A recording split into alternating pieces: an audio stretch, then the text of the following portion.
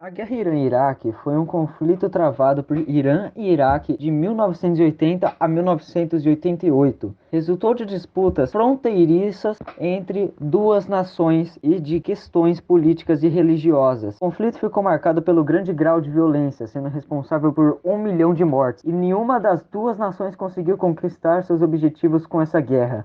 A frágil estabilidade da região foi abalada com a Revolução Islâmica de 1979 e com a ascensão de Saddam Hussein. Em 8 anos de conflito, 1 milhão de pessoas morreram e ninguém conquistou seus objetivos na guerra. Dois países estavam passando por profundas transformações no período e uma série de questões religiosas e territoriais motivou o início da guerra. É muito importante considerarmos que, historicamente, a relação entre as duas nações nunca foi muito boa. E também é importante mencionar que a tensão entre as nações já estava bastante elevada na década de 1970. Isso porque Irã e Iraque tinham disputas fronteiriças e uma região chamada Shatt al-Arab. Essa é uma região de fronteira entre os dois países, mas também é uma região em que os rios Tigre e Eufrates se encontram e desaguam no Golfo Pérsico. Havia uma questão religiosa muito importante entre as duas nações. Enquanto o Irã era uma nação xiita e governada por xiitas, o Iraque era uma nação de maioria xiita, mas com um governo sunita e secular. Além disso, o Iraque possuía uma minoria curda que não apoiava o governo iraquiano e, por isso, recebia apoio secreto dos iranianos. O Acordo de Argel foi assinado em 1975 e definiu que Iraque e Irã colocariam fim às questões relativas ao Shah al-Arab. Além disso, o Irã comprometeu-se a encerrar seu apoio à minoria curda rebelde do Iraque.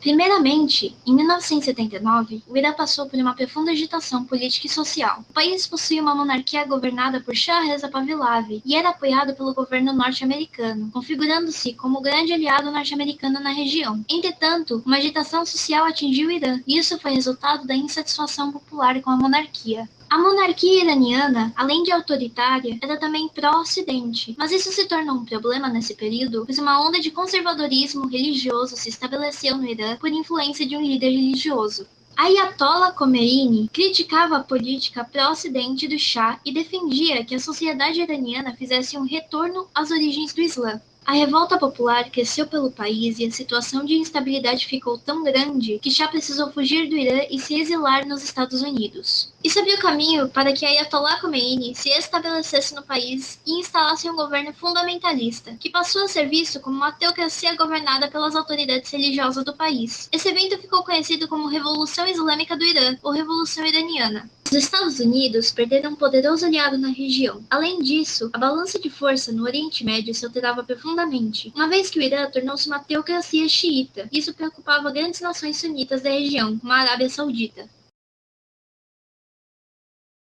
Saddam Hussein realizou uma espécie de golpe e assumiu o poder do país, dando início a uma ditadura que durou mais de 2 décadas. Os acontecimentos no Irã representavam um grande risco para o Iraque, porque exemplo de uma revolução xiita poderia incentivar rebeliões no próprio território iraquiano. Por essa razão, a relação iraquiana e iraniana começou a se desgastar novamente. A ação do Ayatollah Khomeini em se comunicar diretamente com os xiitas iraquianos foi entendida como violação da soberania do Iraque. O diretor iraquiano Saddam Hussein considerou que esse desrespeito ao Iraque seria motivo suficiente para invalidar o acordo de Argel. Assim, Saddam Hussein retomou o conflito fronteiriço que existia pelo controle de Shatt al-Arab. Um possível confronto contra o Iraque foi pensado por Saddam Hussein como uma boa estratégia para conseguir unificar o país contra o Irã e para garantir sua sustentação no poder. Pelo acordo de Argel, a margem oriental do rio era iraniana e a margem ocidental era iraquiana. O desejo de Saddam Hussein era controlar as duas margens. Os dois países convocaram seus corpos diplomáticos e o ministro das Relações Exteriores do Iraque sofreu um atentado, o que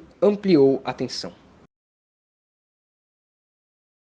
Irã e Iraque se armaram, e preparados para a guerra, o conflito se inicia em 22 de setembro de 1980, quando aviões iraquianos bombardearam inúmeros alvos no território do Irã. No dia seguinte, o território do Irã foi invadido por tropas do Iraque. Nesse conflito, o Iraque recebeu o apoio de diferentes países, como a Arábia Saudita e os Estados Unidos, que viram no Iraque um bom meio de impedir que a Revolução Islâmica do Irã se espalhasse pelo Oriente Médio. Ainda assim, nem os Estados Unidos e a União Soviética se envolveram diretamente no conflito. O apoio norte-americano e saudita permitiu que o Iraque Iraque conseguisse formar um poderoso e numeroso exército. Os objetivos imediatos do Iraque eram controlar a margem oriental do Shatt al-Arab e conquistar o Khuzistão, uma província iraniana com muitas reservas de petróleo. O Irã, por sua vez, desejava controlar o sul do Iraque para unificá-lo ao território iraniano, formando uma grande nação xiita. Apesar de ter invadido o território iraniano, o Iraque não foi capaz de manter seu avanço, e já em 1982, as tropas iranianas haviam impedido o Iraque de ter acesso ao Shatt al-Arab e invadido o sul do território iraquiano. A partir daí, a guerra não teve grandes avanços. Embora as batalhas tenham acontecido de 1982 em diante,